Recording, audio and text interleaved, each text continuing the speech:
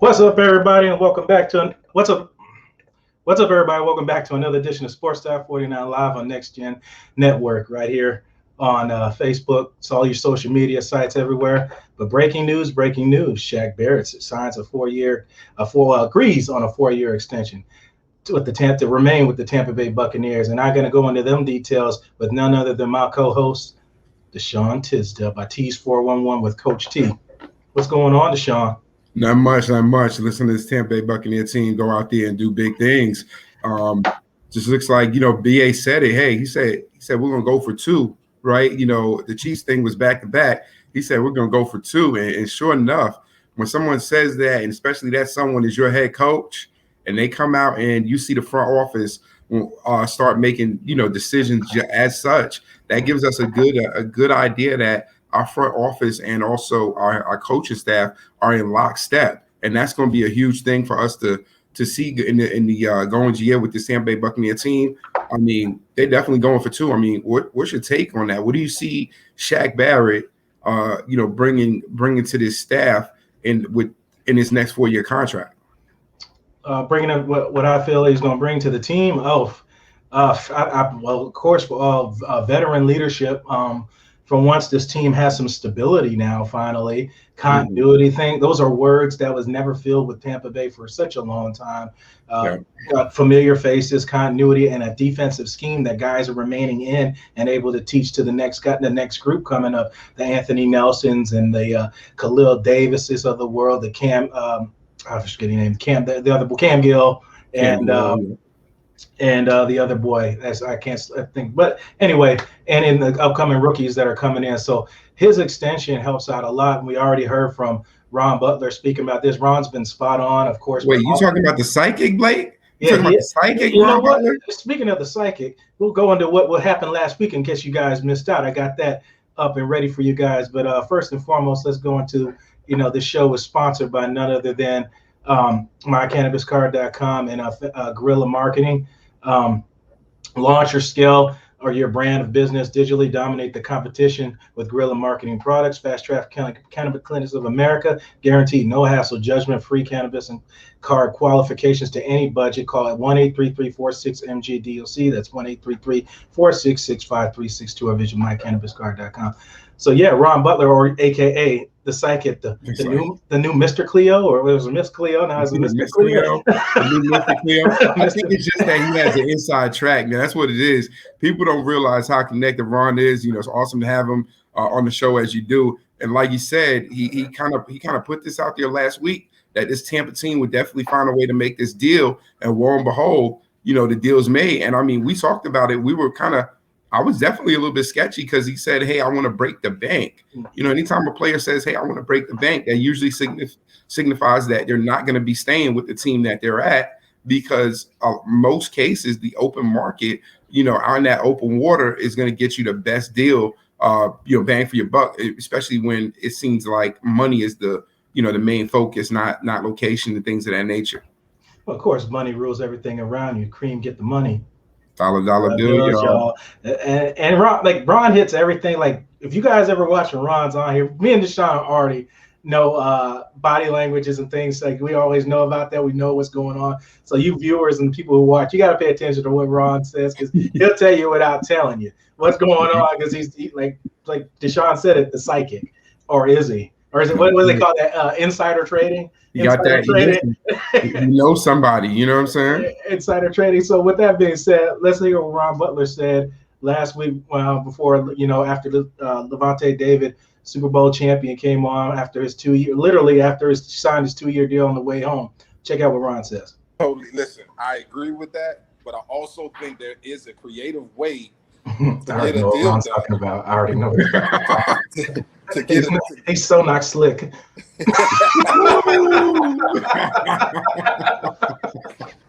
Blake, come on, man.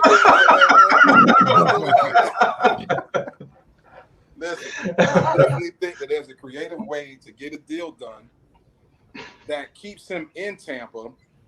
You guys got to remember what I was telling you about in terms of getting Levante's deal done. It was really about if I move to another city or state just to make 18 million. Let's just say Tampa could give me 17, or they could give me 16 and a half. Okay, does it make sense from a tax standpoint to relocate when I'm actually either going to get the same money or get a little bit less by going to a tax state? Yeah. There you have it. He literally describes everything what we talked about: money, family.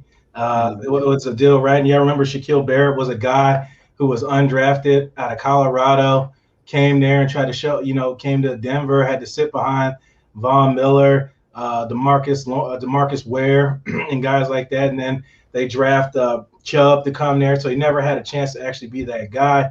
He comes to Tampa Bay, sits behind Noah Spence for a short period of time, and preseason, and then earns a spot in 19 and a half sacks. Well, I should say 27 sacks later for the 2 years. Here we are talking about a four-year deal. Your thoughts, Deshun? I mean, we like you said, he sat behind not only just crafty players, but he also sat behind, just veterans that you could definitely learn from.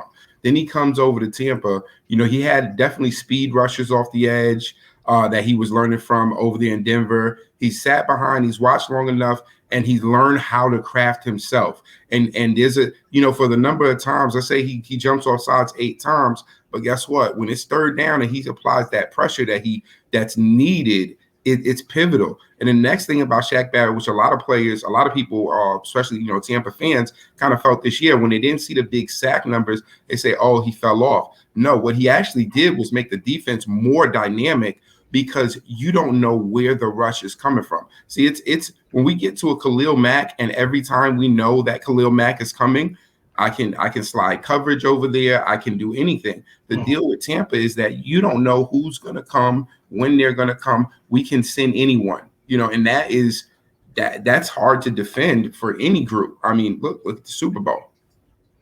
Absolutely. And it's not like guys that know football know what's going on here.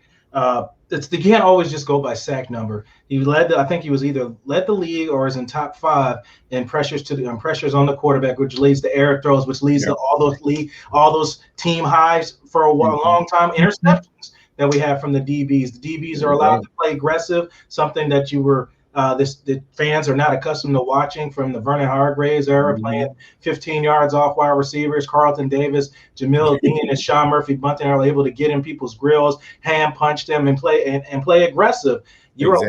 That's the importance of having a pass rush. I know a lot of people want to get on Jason Light for drafting Vita Vea over Derwin James. You see why. When you have your defensive line up front, it helps the secondary be able to play aggressive and make plays. Without that, you had Darrell Davis back there, didn't make a difference. You picked up Deshaun Golston, all these free agents. Without a pass rush, that secondary remained the same. Exactly. And you know what? I think that's one of the major things, Blake, when we start talking about, hey, you can put pieces back there, but pieces, the front end and back end definitely work together.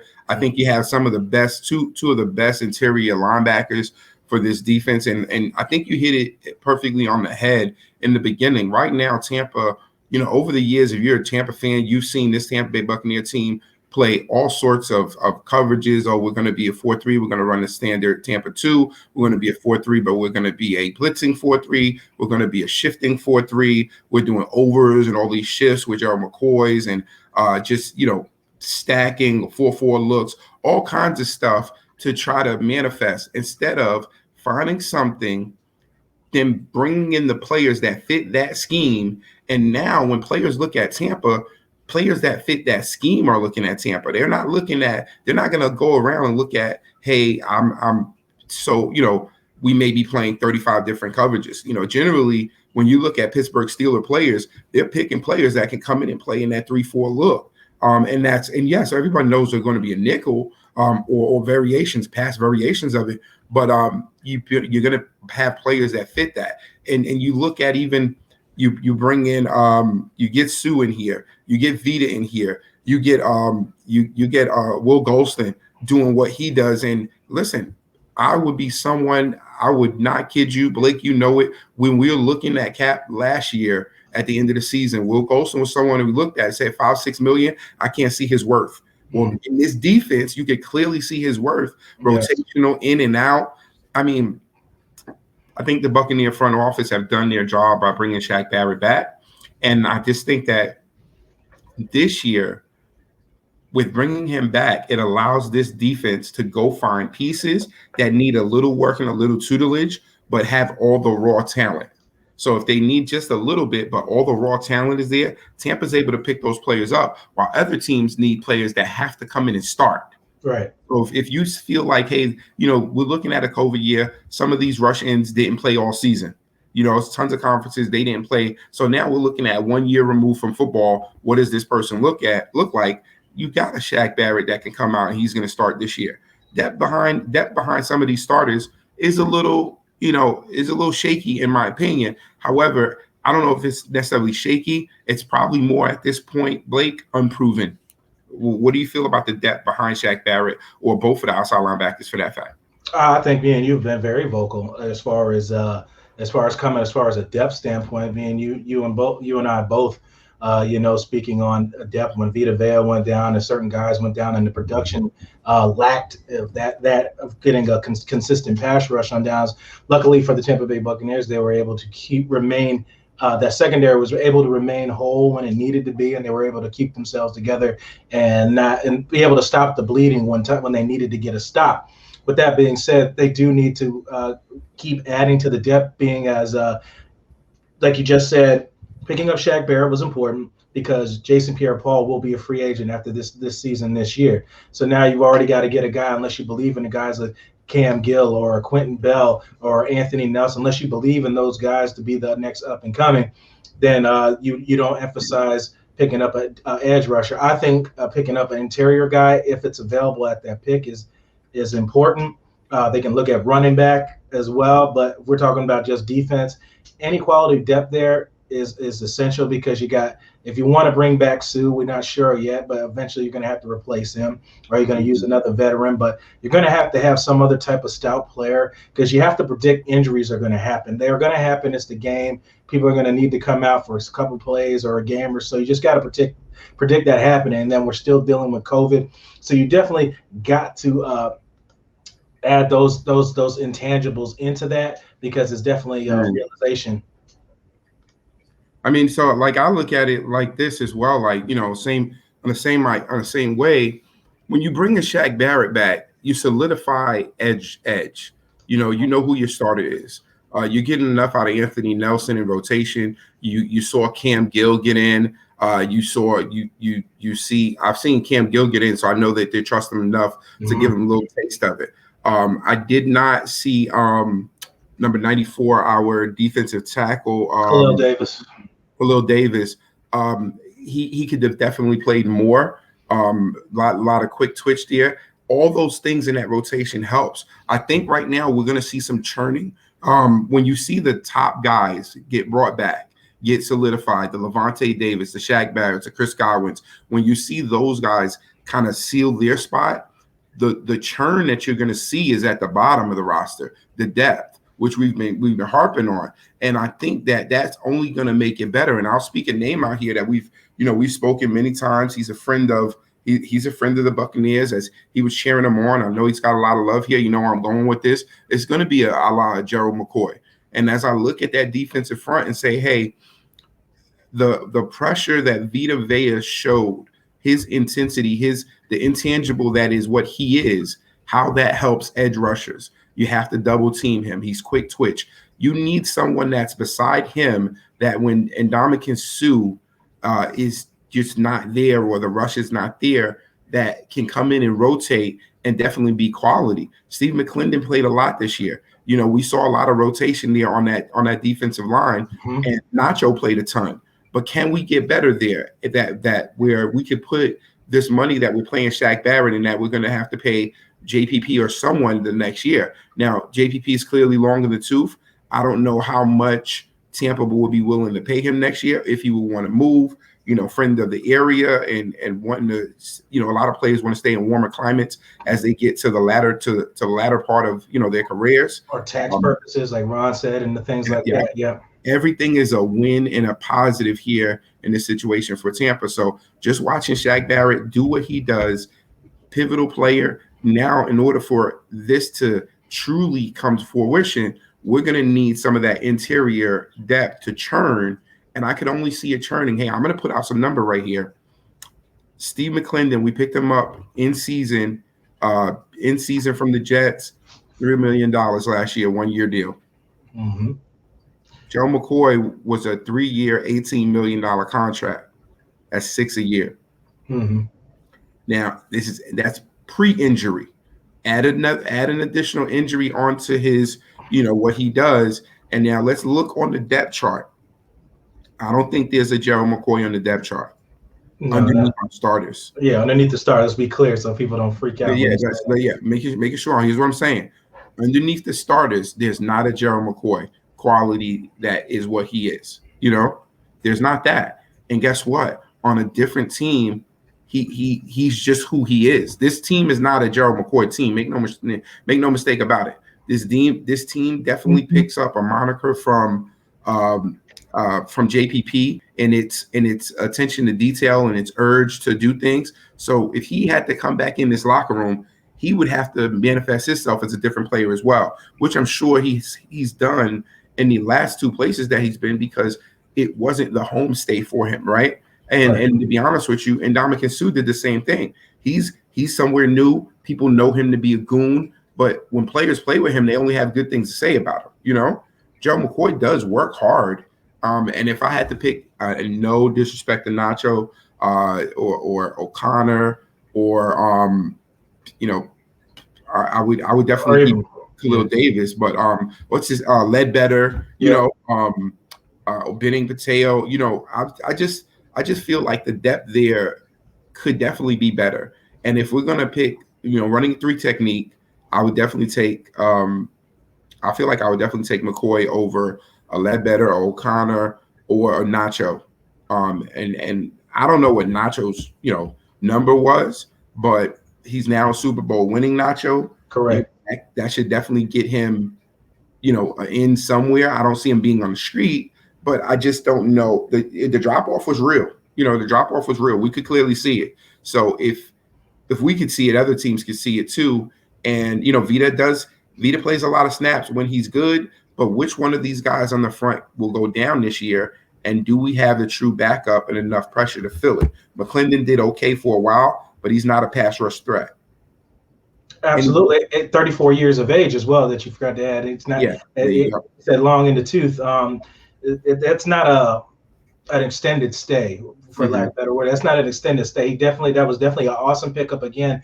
You got to give credit to Jason Light. A lot of people gave him sugar honey iced tea for that bad draft in 2012, but since that he has been spot on. He's made up for that with not only the trade of Jason Pierre-Paul. I said the acquisition of Vita Vea, the acquisition of Devin White, the acquisition of Antoine Winfield. I could go on. Carlton Davis, Jamil Dean, some of those guys were injured coming up, especially Jamil Dean. Yep, Jamil Dean and those guys right there. They were injured coming out of college, and you took a shot in drafting those guys to come up and later on have these guys be your superstars later on in the league. That's what I'm saying. I'll even say this too, Blake. He churned that secondary. That secondary is a phenomenal secondary right now. He's churned that secondary. We were at a free safety merry-go-round, Ferris wheel, if you will, with all types of players. Oh, this player is good, that player is good, and we're looking all down at that chart. We know who our safeties are, and that then solidifies on the outside. So for me, once again, it goes back to this pick with Shaq Barrett says that teams have to get the ball out quick. How can you play? You can't be in we just coined the term today. You can't be in a VH3 position when you're a DB and there's nothing over top. And if you guys don't know, I know Buccaneer fans know VH3 is Vernon Hargraves III. You can't be in trail position as he found himself when he was in Tampa's colors. Very often, always in the trail position. And don't remind us about you can't have that. But you notice that you can then. Yeah, exactly. Steve Jerome's having flashbacks. I mean, it's just what it is, right? Hold on, Steve. Let me throw out a name for you. EJ Biggers. That's how you need to say. Come on, man. I mean, but listen, we've churned and churned and churned. over all this time. And now you look at it and you say, hey, you know what? Here's what this team really is. We're a team that we have a secondary. Now you need the pressure, and that pressure has to be manifested. We saw it in finishing up the year, and you saw it. You saw it in the first round of playoffs. When we got Vita Vea in, we could get that pressure with just our front four. Aside from that, we need to bring our linebackers. But what does that do for Todd Bowles when he's able to bring that pressure from anywhere? And I know you need the double team Vita. You know, is there really a backup Vita right now? And if there's not, or if there's not a rotational player, you have to seriously account for true rotation. I mean, listen, at this point, forget what it was. If you want to run it back, listen, every one of us has played some pickup basketball at some point in our life. Mm-hmm. There's always that dude that I don't really like him like that, but he do what he do. You know, he ain't my favorite. Like, I don't really mess with bro. You know he gonna pick up rebound. You know he got a shot. He gonna drop dimes. You know, you pick that dude up, you put him on your squad because you're trying to win. You know, those emotions set aside. Those emotions are for fans. You know, they don't exist for a BA or someone else. He's trying to win. And when you look at that rotation, dollar versus value, I think Gerald McCoy probably, hits that. And I think his number has to drop as well. He did hold it down. I give you that, Steve Jerome. He held it down. But tell me this. Tell me you did not see the games where Nacho's in the middle of the game. Sue is next to him. Sue is getting more pressure than Nacho, and definitely Nacho's quicker. But there's just those stalemate points. I mean, we can bring up games because me and Blake knows what I'm talking about. I've said many games where, hey, dude, he's stuck right there, and he's doing that. I can't get no further stuff, and we need him to actually, be pressing that pocket. Soon as Vita came in, there was a big. Now Nacho plays the run pretty well, But as far as pass rush, that's just not his forte. And the same is for McClendon. So when you got three tackles in there, and two of them are all, even for that fact, Ndamukong Suh is not necessarily known as a pass rush, 3 technique or tackle. He's more of a run stuffer, but he's nasty in there.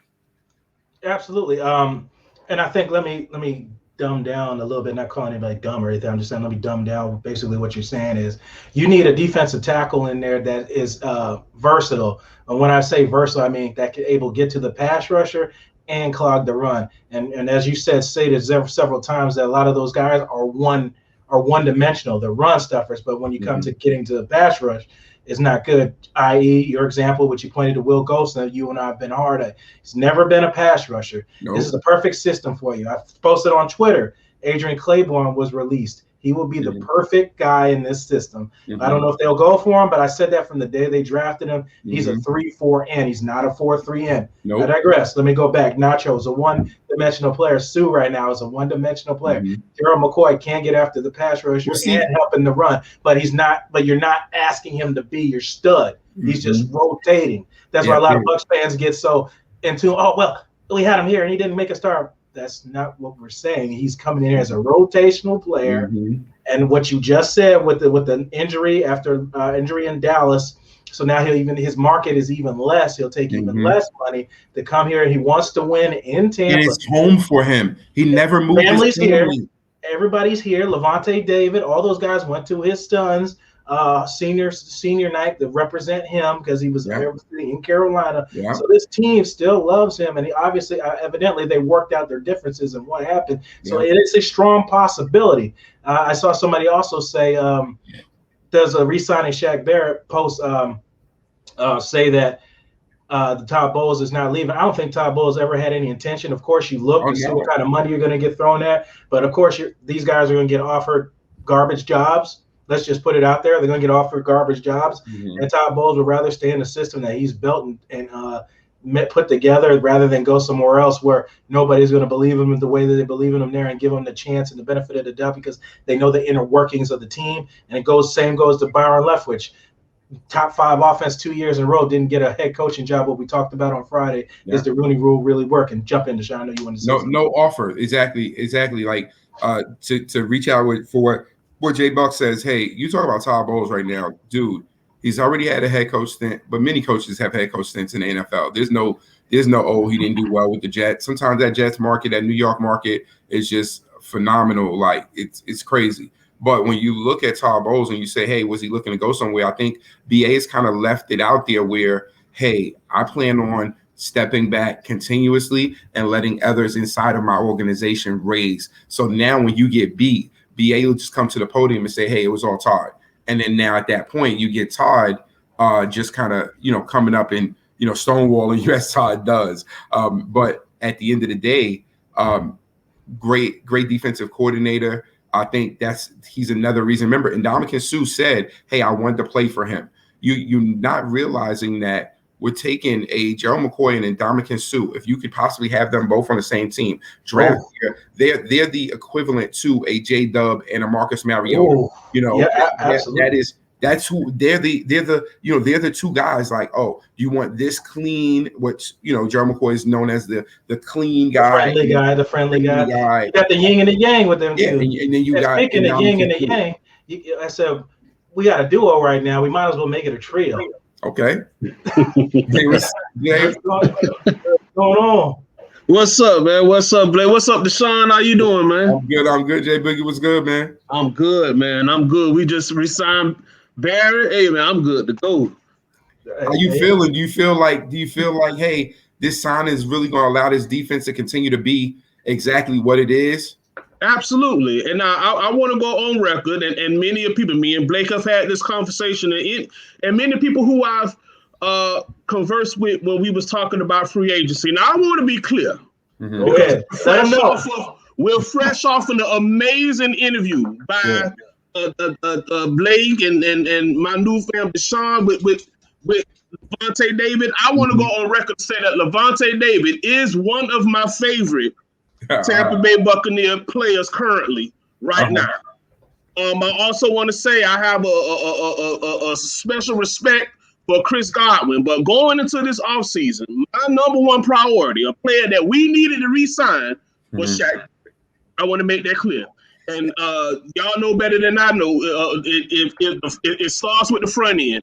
We can't maintain that consistent pass rush. And we're not struggling in that front five, whatever the case may be. Whatever goes on the back end is useless, in my opinion. Preach. Deshun, you kind of hit it on the head for me a little earlier. You hit it on the head where you was talking about Shaq Barrett production and how he have a drop off, or he had a fall off in his sack numbers. And in this show and another show that you did, you mentioned how he was used in the defense. He was used a lot differently, and a lot of teams now, that he was used this year, in your exact words, it made the defense more dynamic because they didn't know where that pressure was coming from. Exactly. So, a lot of people talk about sack. Let's talk about pressures. He was still top of the league. Correct me if I'm wrong. He was still top of the league as far as pressures. In my opinion, I don't think his production dropped off. I think it looked differently, but it never dropped off. And it goes to show, even when Villa came back for the Green Bay game, just how Eric and Villa, how they was able to money up in defensive play. So I'm ecstatic. I'm really glad that we was able to get this deal done as far as signing Shaq Barrett. Absolutely. I think it was important getting him, because that's pretty much the dominoes are pretty much falling now. You got David, and you saw David. What he said in the interview, he said it was important to him because he said it's important for the development of Devin White that he signed that 2-year deal to finish up Devin's rookie contract, and I guess they'll figure it out from there. That's why it was a 2-year extension, technically a 5-year, but 3 years avoidable. But that's technology in the contract or whatever. Yeah. But and then here comes Shaq Barrett, which Ron Butler basically, gift wrapped that for you in an interview, told you that was going to get done, that they found a way to get it done. And you see here it was Monday that they locked up Barrett. Now we're just waiting to see what's going to happen with Sue, what's going to happen with the interior, because I think we all agree with this. Mm-hmm. This defense isn't the defense without up front. Oh, no way. And I think also you want Ndamukong Suh to get back here this year. Now I'll say, hey, Nacho definitely held it down, like Steve says it, and no, we're not going to forget Ryan Sucko. We're going to get to him. But right now on this defense, though, that front, you got to just look at that D-line room. And then if you look at that D-line room, every team is doing something. They're saying, hey, we got our guy, and now what can we do to get better? And I think that when you look at that room, there's a couple of pieces in there that are unproven. So if you keep a rookie, remember, we got a rookie from last year. He's not here no more. Because if you don't make the cut, you're not even on. He's not even on practice squad. Like, he's gone. So there's rookies that we're going to continue to bring in, and they have to show. And I think me and you, Blake, both said it. I'm not sure if you felt the same way, Jay, but I saw Khalil Davis. Not the biggest D tackle in there, but definitely gives me that Grady Jarrett feel. Very quick twitch. He's in there. A couple of plays that he could have made bigger splash plays this year. He just missed them. So I liken him to a Keyshawn Vaughn on offense, where I saw the ability there. You just didn't hit home. And it's okay, because all coaches really want to do is see the ability to know that you have it. They know at some point I can coach you to get there. But then I start looking at that D-line and that room in rotation, and I start to wonder, this team has done a phenomenal job. As this signing happened, that's only $30 million to the cap.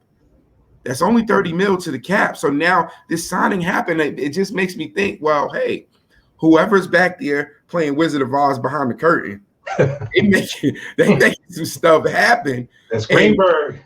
It just makes you kind of get to that point. Tell me, Jay Boogie, you wasn't when I first saw Shaq Barrett say, hey, he wants to break the bank. I said, oh, this dude ain't coming back, bro. I said, he ain't coming back. He's going to be going. I was nervous. He had me nervous. Not only was I concerned that he wasn't coming back, I was still trying to, wrap around in my head. As far as how Light was going to bring Godwin, Shaq Barrett, and Levante back. I mean, I really honestly was getting nervous. So just the mere fact that, it just goes to show or to say a lot, whatever about Jason Light and, his staff and their, ability, to bring them back. But I was concerned. And for me, when Shaq Barrett was making comments as far as, him breaking the bank, well, he's 29, so I really think that now is really, I don't want to say the only time, but this is a critical, pivotal time for him to cash in right now, and on the outside looking in, I think that the contract that they even agreed to was able to negotiate. I think that it was fair on both ends. I think if Shaq Barrett would have hit the market, he could easily got 19, 20, 21 million. So for $18 million a year, I think that the contract was 4 years, $72 million. Correct me if I'm wrong. I think that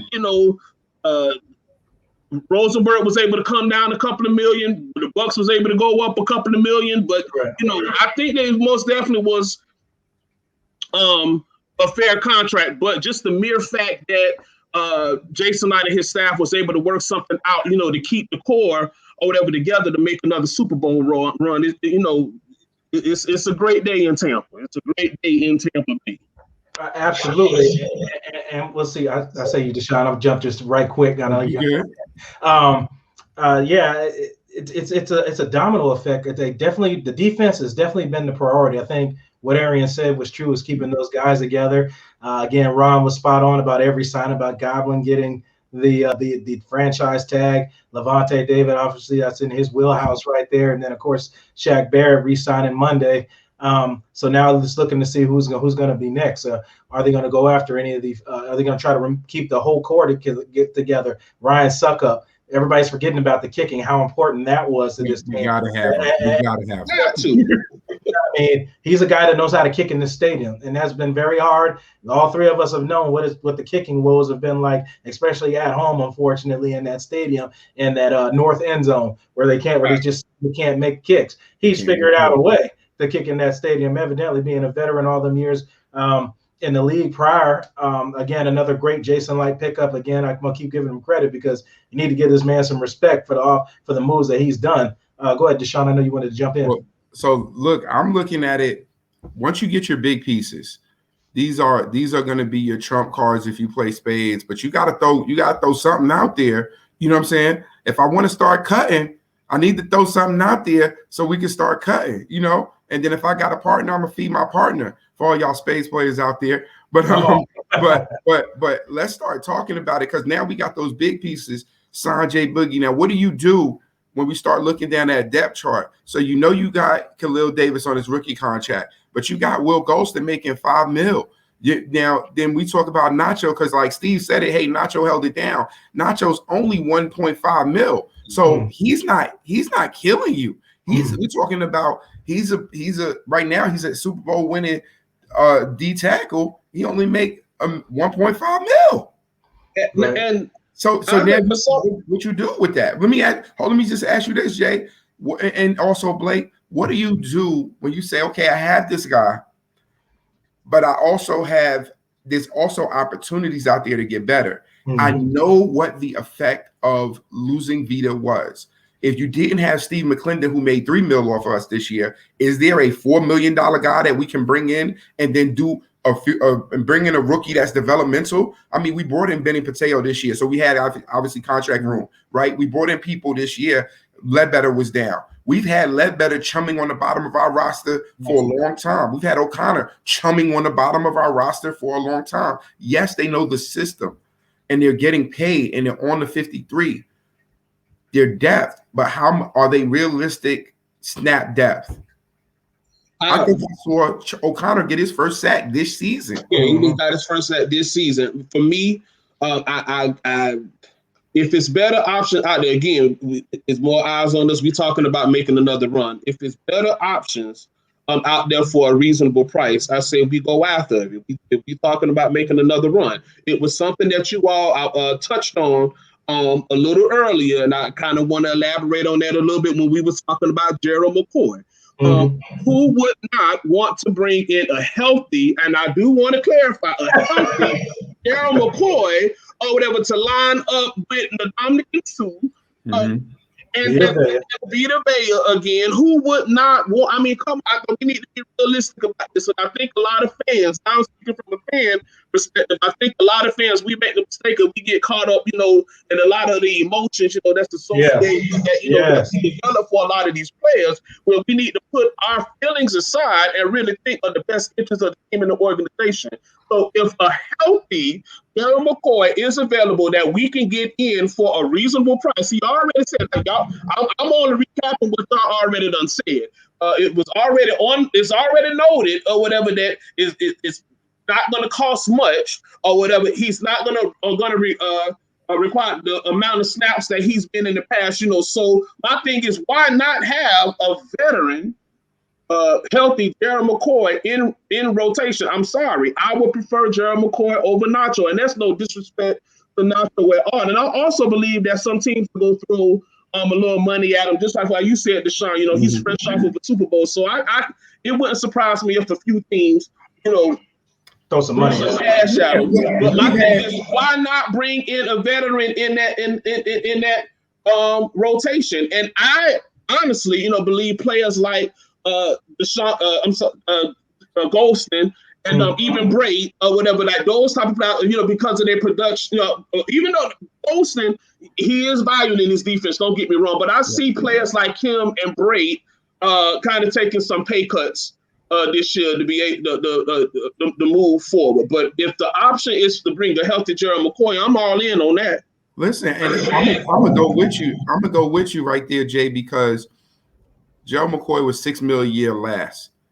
We talking about Ndamukong Suh is coming in at a mercenary price of pretty much 10 a year, 9.5, 10 a year, 8.5 with big incentives that he's always going to meet. That's his number. So he's a 10 mil cap hit. So if I had to take two players, look, K'Wan Short from Carolina, he's out, right? There's players out here. So if I could take two players at a $5 million per, I get Gerald McCoy, and at that point I can lose Sue because I feel like my rotation is so strong. Like, that's the catch here. The catch is that the drop off is serious. When you lost Vita Vea, there's not anything comparable. And the playoffs just showed you how, because the double team, there's no reason. Look, all respect to Nacho, he did his thing this year. in the position that he was in. He was a backup, training like a starter. He said what he needed to say, Jay and Blake, for the presser. Oh, I always train like the starter, and and I'm sure he's grinding throughout his life. He's no Vita Vea. You know what I'm saying? Just like I'm not Tom Brady. You know what I'm saying? I might be able to hand the ball off, but I'm not what that man is. So listen, if it's 10 mil for Ndamukong Suh, and he's hard pressed on that because he's also longer in the tooth as well, and he may not be. And keep in mind, he don't do everything either. Right. He is very much what Gerald McCoy is, where Gerald McCoy's main thing is disruption. Yes. Well, guess what? The technique that he was in a 4-3 defense that he had responsibility and gap control. Correct. But when it comes to this 3-4, it's disruption. Now, there is some gap control, but when we load up, there's responsibility of linebackers and ends. He's mainly disruption. And that's why Ndamukong Suh is able to do what he does, because he slides just like Gerald McCoy. Remember, let's take it back to their draft times. It was very comparable. And I think as long as you're strong in that defensive front, you help the edge rushers. You saw what happened when JPP was going against backups. It was just tee off. It was go to the house. He could tee off on you. When it came to Green Bay, it was like, dude, you got one-on-one. Let's just start counting them. Let's start putting checks on the board. We can put them K's down now because he's letting them go. And I think the same thing is for Shaq Barrett. You guys let me know. Absolutely. As I got here from the list of talking about all the players that are out there, I got a list of free agents per the league right here. It's just interior defensive linemen. There's just numerous, and I don't want to put it out with Friday's show. Hopefully I can get Ron on Friday, because there's a section that he brought up to me on the phone 2 days ago. They brought up to me on the phone. Got tongue tied there. Brought up to me on the phone a conversation that we need to have. And when I'm looking at this list, what Ron brought up is something a conversation that happened. I'll bring it up to you guys off air. But I'm going to save that till Friday. But when you're talking about depth on the defensive interior lineman, this is per NFL. The list I have here is you still got Damon Thomason, Shelby Harris. You got Sheldon Rankins. That's a free agent. I was just about to mention that earlier. Jarrell Casey, veteran. Daquan Jones, Lawrence Guy, Jonathan Hankins, Derek Wolfe. Somebody mentioned K1 Short already. Henry Anderson, of course, Gerald McCoy, Dietrich Wise, Solomon Thomas, a player the Niners could never get going on that team. Larry Ogunjobi, that the boys with the Browns for many years. Quentin Jefferson, there's a lot. I'm not going to go to the undername guys, but you get the point. Damon Harrison, that we thought we was going to get, Tampa Bay was going to get, and DJ Jones, and of course Nacho's free agent as well. I believe somebody's going to throw him some money and he'll go somewhere else, because that's the best time to cash in is after a Super Bowl win. Hey, is Clay Matthews signed? No, he didn't play all year last year. Exactly. When we're talking about who can be behind JPP and who can be behind it, we're really going to put that in a rookie's hand. I'm okay with this staff because they've been picking some ball out rookies, Jay. They've been picking some rookies that do it, but their back end pick of these rookies has been exceptionally more better than the interior and the front seven. You know what I'm saying? So I think that it's been trial by error for them to get up that back end. Right now, in that front, it's almost like you need to bring in somebody that does a specific thing and go from there. But hey, guys, it's been awesome jumping on. I can't wait for the next time to jump on with you too. There you go, Solomon Thomas. We see you, Steve. Hey, Jay Boogie, it's great to jump on with you right now. I can't wait for the next time we jump on here and talk Bucks. Blake, you already know what it is, and I'll end this. I always do. No, Lord, that's still my line. That's my line. No, man. Hey, man, y'all know what it is, man. It's Coach T 401 right here on NexGen. Catch me going around, do stuff. Actually headed to a game right now. Go to Cula Falcons lacrosse. My son's out there. We're gonna go do that right now. You know I'm busy. I'm in these streets. We're gonna plug that 7-on-7. Cam Newton's one's coming up in Atlanta. I'm gonna have that live video for you guys from that. We're gonna keep it going here on NexGen. That's it. You gonna get a one-on-one with Cam for us? Listen, if we could get close enough, the bodyguards is out there. You're bigger than them, though. You ain't no little guy. In most cases. He's 6'4", 280. You bigger than them. Exactly. But hey, guys, I'm gonna just jump out of here right now. It was awesome talking to you, and you already know what it is, man. Go Bucks. Yep. Oh, Bucks. See you Friday. For sure. Jay Boogie, there you go. Sir.